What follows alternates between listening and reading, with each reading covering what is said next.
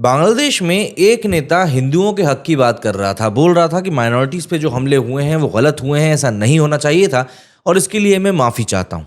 आपको यकीन नहीं होगा, बांग्लादेश नेशनल पार्टी, खालिदा जिया की जो पार्टी है, उन्होंने अब इन नेता से इस्तीफे की मांग कर ली है। मतलब ये बांग्लादेश में जो इस समय चल रहा है, अगर ये सब देखने के बाद भी भारत में बैठे हुए कई सारे बुद्धिजीवी ये बोल रहे हैं कि नहीं, बांग्लादेश में हिंदुओं के ऊपर कोई अत्याचार नहीं हो रहा, तो मुझे ऐसा लग रहा है कि उनको अपनी आंखों की जांच करा लेना ज़्यादा ज़रूरी लगना चाहिए। बांग्लादेश की सड़कों पर जब सैकड़ों की संख्या में हिंदू उतरकर अपने हक की मांग कर रहे हैं, तो शायद वो भी वहाँ पर मजाक ही कर रहे होंगे। और शुरुआत में से ही जो मैं बात में कहता आ रहा हूँ कि ज़रूर बांग्लादेश में एलियंस ही हिंदुओं को परेशान कर रहे हैं, क्योंकि वहाँ पर रहने वाले जो लोग हैं वो तो हिंदुओं और हिंदुओं के मंदिरों की रक्षा ही कर रहे हैं। जाहिर सी बात है, बांग्लादेश में इस समय जो भी कुछ चल रहा है वो वाकई में सिर के ऊपर से जाने वाली चीज़ है। ऐसे में भारत में ट्रेंड होने लगा all eyes on Indian Muslims, save Indian Muslims, इस तरह के हैशटैग ट्विटर पर ट्रेंड करने लगे। ऑब्वियसली बात है, ये विक्टिम कार्ड खेलने की एक पुरानी सी प्रवृत्ति है कि यार आप उनकी बात कर रहे हो, हमारे साथ क्या हो रहा है। ऐसा करते हुए भारत में कई सारे लोगों ने 6-6, 8-8 महीने पुराने जो प्रकरण थे उनको लेकर वीडियोस पोस्ट करना शुरू कर दिए सोशल मीडिया पर। यह हैशटैग काफ़ी जल्दी ट्रेंड भी करने लगा कि all eyes on Indian Muslims. अब यहाँ पर सवाल ये पैदा हो जाता है कि आपको ऐसे समय पर, जब हम बांग्लादेश के हिंदुओं की बात कर रहे हैं, इंडियन मुस्लिम्स की बात करने की ज़रूरत क्यों पड़ जाती है। और दूसरी बात, जिन भी मामलों के वीडियोस पोस्ट किए जा रहे हैं इस हैशटैग के अंतर्गत, वो मामले क्या थे। ऐसा नहीं है कि गलत नहीं हुआ होगा, मैं बोलता हूँ, मानता हूँ कहीं ना कहीं गलत हुआ होगा, लेकिन जब मेजॉरिटी की हम बात करते हैं, जैसे अभी अभी एक शख्स को पकड़ा है, किसी के साथ वो गलत काम कर रहा था, बिल्कुल अभी की ही खबर है वो, तो ऐसी चीज़ों में फिर आप कैसे बोल सकते हैं इन हैशटैग का उपयोग करते हुए। खैर, सेव इंडियन मुस्लिम्स हैशटैग के बारे में कभी और बात करेंगे। अभी फिलहाल हम बात करने वाले हैं बांग्लादेशी हिंदुओं को लेकर, वहाँ पर क्या कुछ चल रहा है और कैसे बीएसएफ के जवानों को भी वाकई में समझ में आया दर्द उन बांग्लादेशी हिंदुओं का जो बिल्कुल यहाँ तक पानी में डूबे खड़े हुए थे और गुहार लगा रहे थे कि यार बस हमको तुम भारत में ले लो, क्योंकि हमारी हालत बांग्लादेश में अच्छी नहीं है।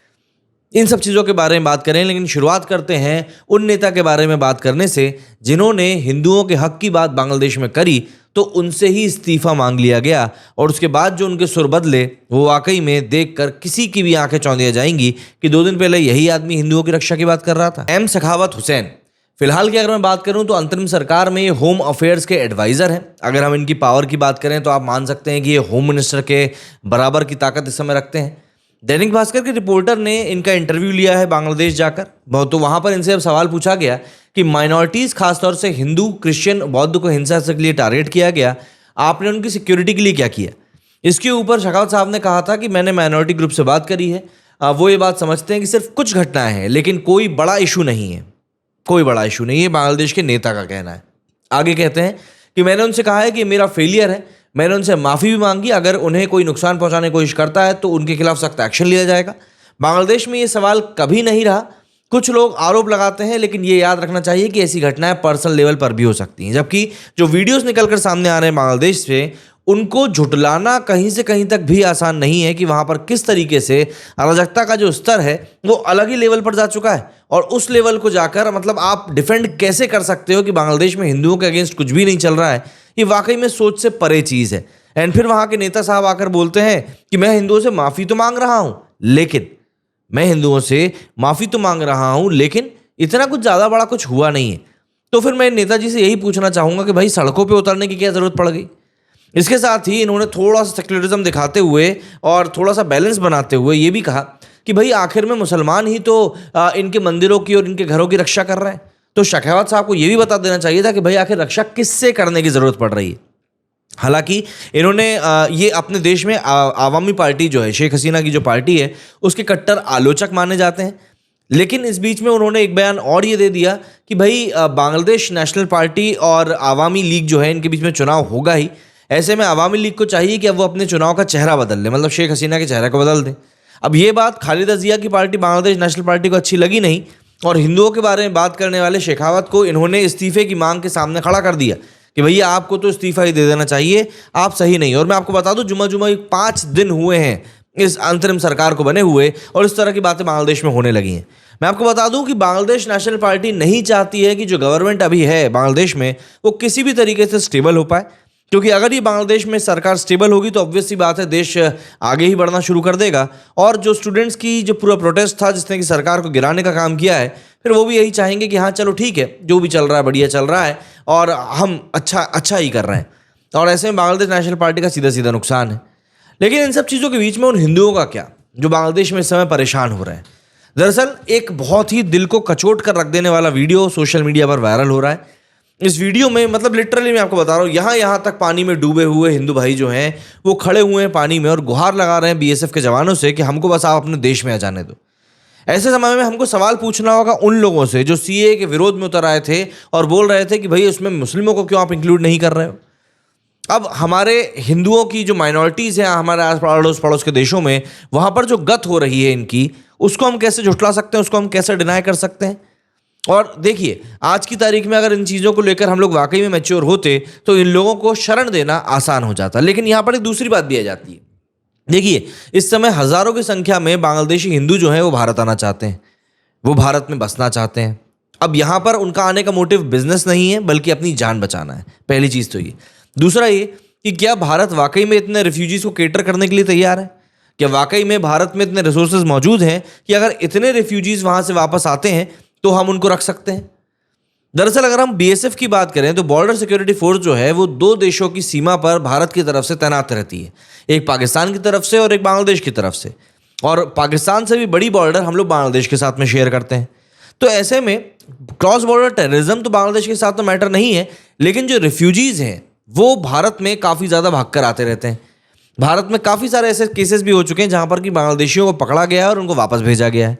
माना जाता है कि भारत में अभी भी इलीगल तरीके से रह रहे बांग्लादेशियों की संख्या काफ़ी ज़्यादा है।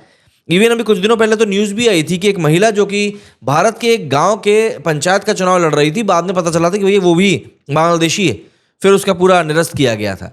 तो भारत में बांग्लादेशी घुसपैठ कोई आम बात नहीं है, एक बहुत ही अहम मुद्दा है, बड़ा मुद्दा है। एंड कई जगहों पर तो डेमोग्राफिक चेंज के लिए भी इन चीज़ों को जिम्मेवार बताया जाता है।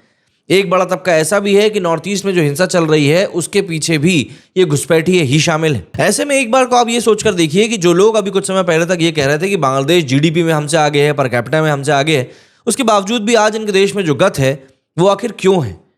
क्यों इन हालातों के उत्पन्न होने की मतलब कारण बन पाया? क्या ऐसे हालात बने कि ऐसे हालात बन गए?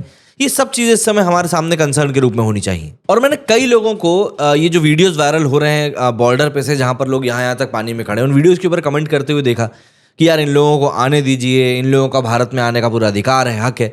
देखिए मैं बस यहाँ पर ये कहूँगा कि अगर उनके साथ में कुछ मतलब ऐसे लोग भी अगर अंदर आ जाते हैं जो गलत लोग हैं, तो आप क्या करेंगे और किस हद तक करेंगे? सबसे बड़ी बात तो ये, आप एक को अंदर आने देंगे 10 और खड़े हो जाएंगे, आप 10 को आने देंगे 100 और खड़े हो जाएंगे, आप 100 को आने देंगे 1000 खड़े हो जाएंगे, आप 1000 को आने देंगे 10,000 खड़े हो जाएंगे, और ये रेस कभी बंद नहीं होगी। एंड सबसे बड़ी समस्या फिर वही आ जाएगी, क्या हमारे पास में इतने रिसोर्सेज हैं?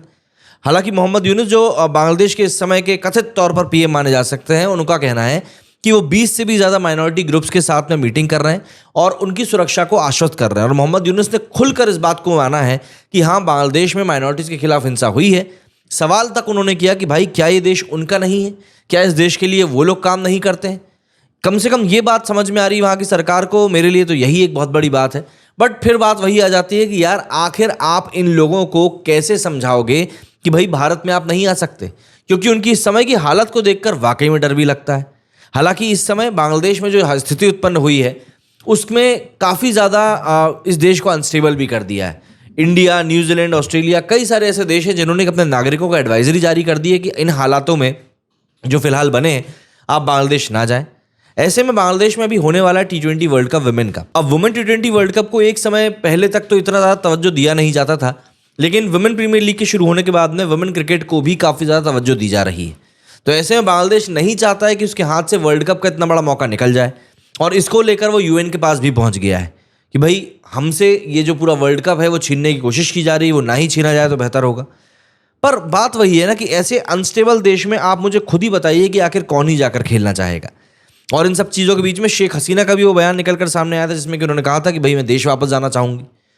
अब इस समय अगर हम देखें तो बांग्लादेश की जो स्थिति है ना वो बहुत ज़्यादा बद से बदतर हो चुकी है। एक तरफ बांग्लादेश नेशनल पार्टी है जो सत्ता में कुछ भी करके आना चाहती है, एक तरफ अवामी लीग है जो ये चाह रही है कि भाई कैसे भी करके वो खुद को रिवाइव कर ले। जमात इस्लामी की बात चल रही है जिसको कि पाकिस्तानी सपोर्टेड बताया जाता है, और जो हिंदुओं के खिलाफ हिंसा हो रही है उसको लेकर भी उसके ऊपर बहुत सारे आरोप लगे हैं। बांग्लादेश इस समय कहीं से कहीं तक भी मतलब स्टेबल है ही नहीं। और इन सब चीज़ों के बीच में शेखावत साहब जो हैं, जिन्होंने कि हिंदुओं को लेकर बयान दिया था, उनका फिर ये बयान निकलकर सामने आता है कि भाई भारत को अगर हमारी मदद करनी है तो हमारी मदद करे, लेकिन अगर उसने हमारे आंतरिक मामलों में दखल दिया तो ये दोस्ती के लिए ठीक नहीं होगा। इन सब चीज़ों को सुनकर फिर लगता है कि यार मतलब आप वाकई में क्या कुछ लेकर बैठे हुए हो। कमेंट करके जरूर बताइएगा आप कि आपका इस बारे में क्या कुछ कहना है। मेरे इस वीडियो में फिलहाल इतना ही। जय हिंद, जय भारत।